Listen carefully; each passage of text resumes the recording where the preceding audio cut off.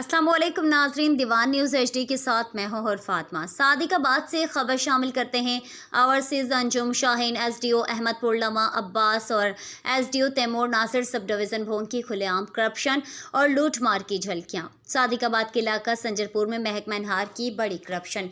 महकमा नहार के अमले की मुबशिना मिली भगत से संजरपुर वलहार नहर से बासर ज़मींदार दिन दिहाड़े पानी चोरी करने लगे।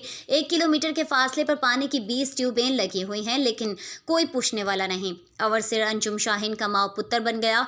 SDO अहमदपुर लमा अम्मास और SDO Taimur Nasir sub division भोंग माल कमा कर देने लगे। अहमदपुर लमा की बैक साइड पर वाक़या केनाल रेस्ट हाउस को तोड़कर SDO अम्मास और तैमूर ने अलग अलग ऑफिस बना लिए। फंड्स कहाँ से आया और इसने दिया?